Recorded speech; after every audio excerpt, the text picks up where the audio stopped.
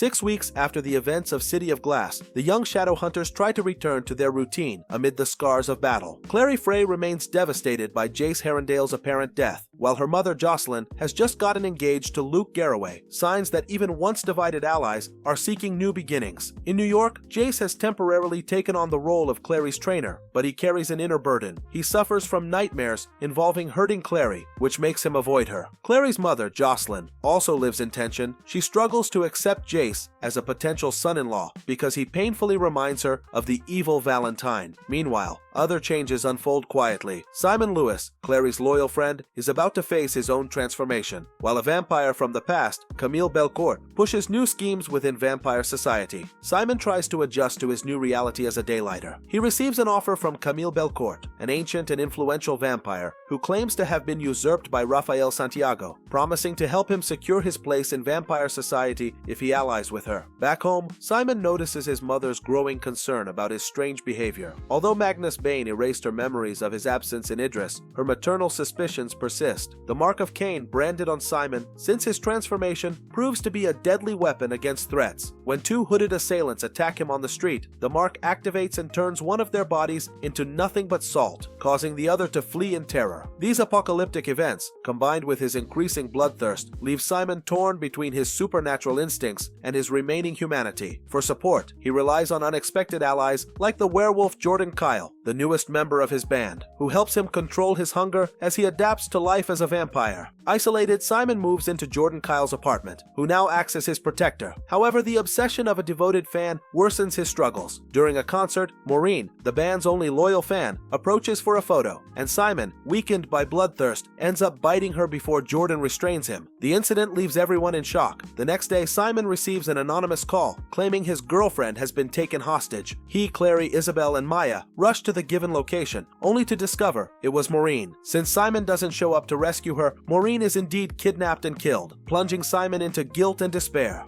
Meanwhile, Clary continues her Shadowhunter training. Jace Herondale struggles to contain the secret of his nightmares. He confesses to Clary that he's been having terrifying dreams of killing or stabbing her. Unable to handle this unfounded guilt, Jace becomes withdrawn and distant, leaving Clary confused and distressed. On another front, Clary and Isabel face a demonic creature together. In an ancient temple, the Church of Talto, they defeat a Hydric demon, proving that even after the war, Clary confronts supernatural dangers with courage. The battle leaves Clary scarred, but also strengthens her resolve. Later at the Institute, Jace and Clary share an intimate moment. He kisses her passionately, but, disturbed by his nightmares, accidentally cuts Clary with a knife. Devastated by what happened, Jace finally admits that the visions were the reason for his distance. Concerned for him, Clary offers help and suggests taking him to the legendary City of Bones to seek a cure. Clary leads Jace to the City of Bones, where the Silent Brothers assess the young Shadowhunter. They explain that Jace's nightmares have a supernatural cause. When he was brought back to life by the Angel Raziel, the childhood protection ritual wasn't repeated, leaving him open to darker forces. Jace agrees to remain under observation in a cell for one night, and Clary promises to come back later. In the hush of that sacred sanctuary, Jace dreams that Max, in truth, the entity Lilith in disguise, appears in Idris and hints that a drastic measure could free him from the darkness. Unaware of the true cost, Jace goes along with this suggestion, and in that moment, Lilith's magic leaves a mystic emblem on his chest, binding him to her power. Instead of finding relief, Jace ends up under Lilith's influence.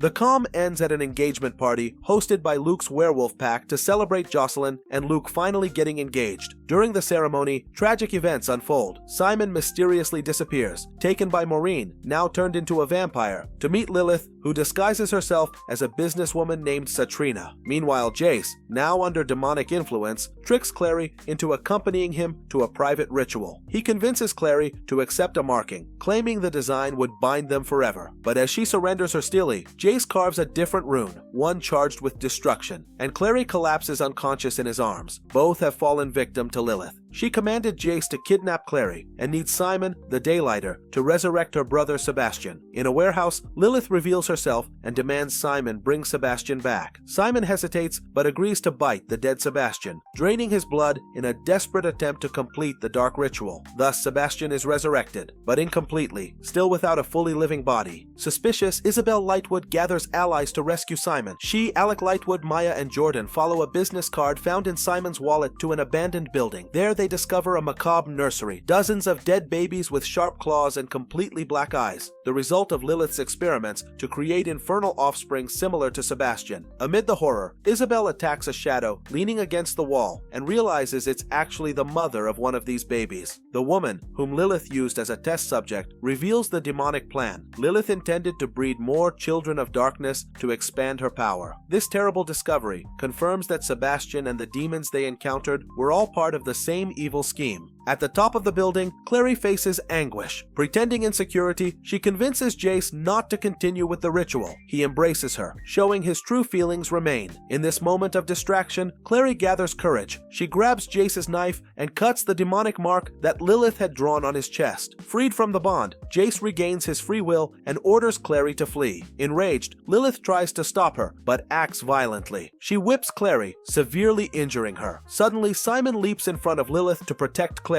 The Mark of Cain on Simon reacts. In Lilith's hands, who had tried to kill Clary for the third time, the effect reverses. Lilith is struck by her own curse and dies instantly. Simon's heroic sacrifice saves Clary and seals the demon's end in that moment. The Downworlder Clave immediately arrives. Isabel explains everything that happened to the leaders, while Clary and Jace meet on the rooftop. Jace, ashamed of his actions while possessed, sheds tears of remorse. Clary comforts him, assuring that no matter what he did without control, she loves him regardless. United by love and forgiveness, they share a passionate kiss, sealing their mutual trust. Clary then goes down to find her mother Jocelyn, Luke, and their friends, including Simon, healed from his injuries, Maya, Jordan, Alec, Magnus, and Isabel, all gathered at the Institute. However, hope gives way to alarm. Inside Jace, the voice of Sebastian Morgenstern makes itself known. Sebastian, now fully alive and in control, completes the macabre ritual within Jace. Thus, the fourth book ends, Sebastian fully resurrected, casting the shadow of a new and terrible threat over the future of the Shadowhunters.